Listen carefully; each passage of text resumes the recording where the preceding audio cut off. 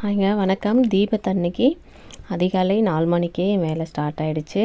காலையில் 4 மணிக்கு எழுந்து குளித்து முடிச்சுட்டு சாமிக்கு அபிஷேகம்லாம் பண்ணி பரணி தீபம் ஏற்றணும்.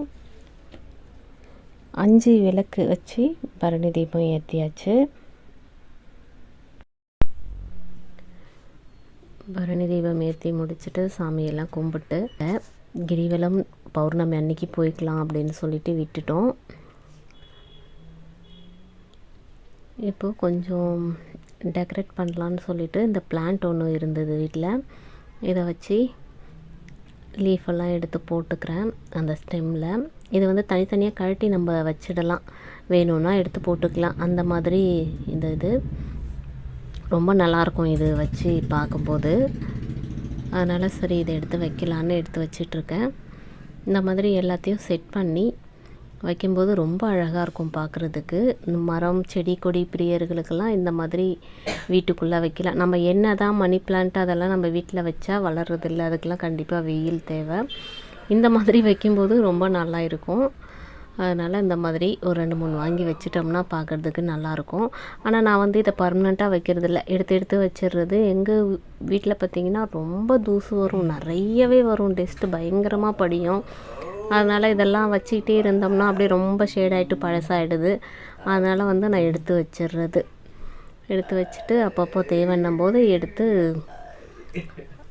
டேபிளில் வச்சுக்கிறது. இந்த மாதிரி ஒரு சின்ன தொட்டி இருந்தது, இதுக்கு கொஞ்சம் நல்லா அழகாக பெயிண்ட் பண்ணி வச்சுருக்கேன். இதில் இந்த மாதிரி ஸ்டோன்ஸ் எல்லாம் இருக்குது வீட்டில். இதை போட்டு அந்த செடியை வச்சிட்டோம்னா நல்லாயிருக்கும். அதுக்கு மண்ணோ சிமெண்ட்டோ அந்த மாதிரி எதுவும் தேவையில்லை. ஏன்னா நம்ம எடுத்து வைக்கிறதுனால இந்த மாதிரி வச்சுக்கலாம். நல்லா அப்படியே நிற்கும் அந்த ஸ்டோன் போட்டு வைக்கிறதுனால.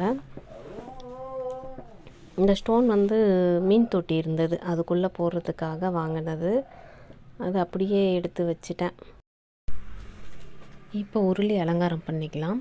அதில் கொஞ்சம் தண்ணி விட்டுட்டு நடுவில் ஒரு சின்ன பானை இருந்தது, அதை வச்சுக்கிறேன் கொஞ்சம் ஹைட் கொடுக்கறதுக்காக. அதில் கொஞ்சமாக மஞ்சத்தூள், கொஞ்சம் பன்னீர் எசன்ஸு, ஒரு கற்பூரம், பச்சை கற்பூரம் சேர்த்துக்கிறேன். நல்லா வாசனையாக இருக்கும் அதுக்காக.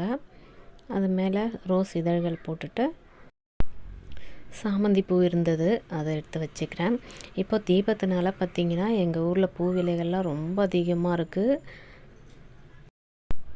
அதுக்கு மேலே இந்த ஸ்டோன் வச்சதை வச்சு மேலே ஒரு தீபம் வச்சுக்கிறேன். தீபம் இப்போ ஏற்ற போகிறதில்ல, சாயந்தரமாக தான் ஏற்ற போகிறோம். இப்போ இந்த கழுவி வச்ச விளக்கெல்லாம் நேற்று இதெல்லாம் கழுவி வச்சுட்டேன். இன்றைக்கி எடுத்து மஞ்சள் குங்குமம்லாம் வச்சு ரெடி பண்ணி வச்சிட்டோம்னா சாயந்தரம் ஏற்றுறதுக்கு கரெக்டாக இருக்கும். எப்போவுமே நம்ம விளக்கு ஏற்றும்போது மஞ்சள் குங்குமம் வச்சு தான் ஏற்றணும். அதே மாதிரி 27 தீபம் 27 நட்சத்திரங்களுக்கு ஏற்றுறோம். அதிகமாகவும் ஏற்றலாம், நான் அதிகமாக தான் ஏற்றுறேன். ரொம்ப பழைய விளக்குகள் ரொம்ப கருப்பாயிட்டு இருந்துச்சுன்னா அந்த விளக்கெல்லாம் எடுத்துருங்க, ஏற்றாதீங்க. கொஞ்சம் சுமாராக இருக்கிறது அந்த மாதிரி இருக்கிறது வச்சுக்கலாம்.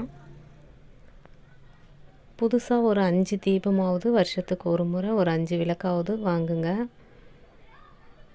வருஷம் ஒரு 5 வாங்கினாலே போதும். அப்புறம் இருக்கிறத வச்சே நம்ம ஏற்றிக்கலாம்.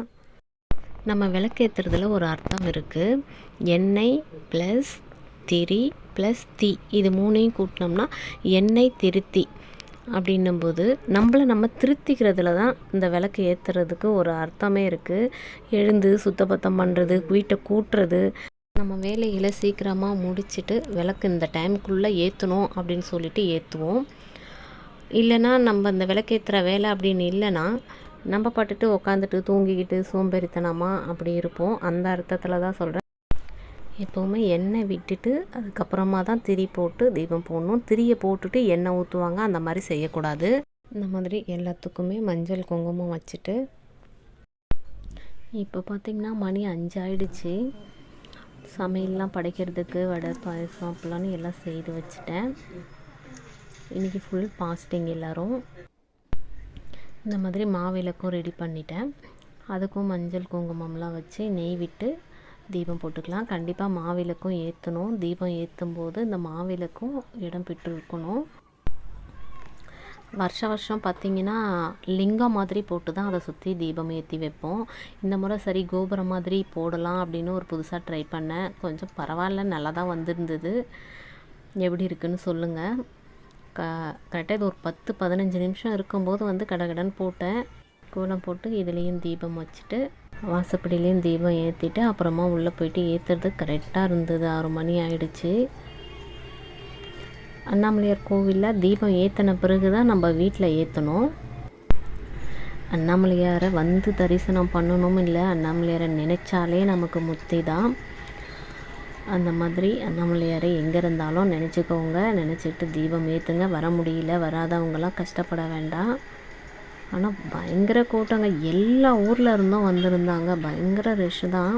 இப்போலாம் அதிகமாக பார்த்திங்கன்னா கர்நாடகா அங்கேருந்து நிறைய ஆந்திரா அங்கேருந்து தான் நிறைய கூட்டம் வராங்க. குளத்துக்கெலாம் பூ வச்சுட்டு தீபமும் ஏற்றிட்டேன். 6 மணி ஆயிடுச்சு. வெங்காய சுரட்டையில் எரி வச்சுருக்கேன். இதில் சாம்பிராணி போட்டுக்குவோம். இந்த மாதிரி எரி வச்சு கொஞ்ச நேரம் வெளியே வச்சிட்டோம்னா அது எரிஞ்சு நின்றுடும். அதுக்கப்புறமா சாம்பிராணி போடும்போது நல்லாயிருக்கும்.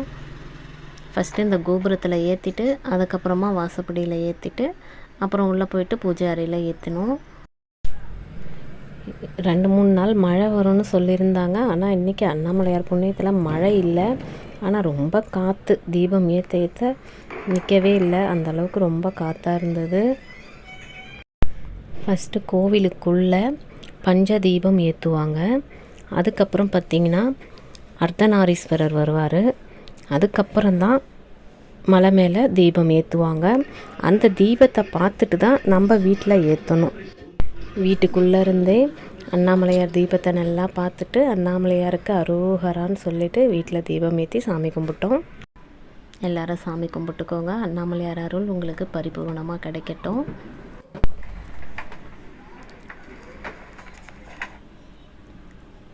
இந்த உருளியில் விளக்கேற்றி வச்சுருக்கிறது எப்படி இருக்குது பாருங்கள். எல்லாமே ரொம்ப நல்லா இருந்தது பார்க்குறதுக்கே. தீபம் ஏற்றுற காட்சியும் இந்த வீடியோவில் வருது. எல்லாரும் கும்பிட்டுக்கோங்க. நானும் உங்களுக்காக மனமாற வேண்டிக்கிறேன். அண்ணாமலையார் அருள் உங்கள் எல்லாருக்கும் பரிபூரணமாக கிடைக்கட்டும். தேங்க்யூ.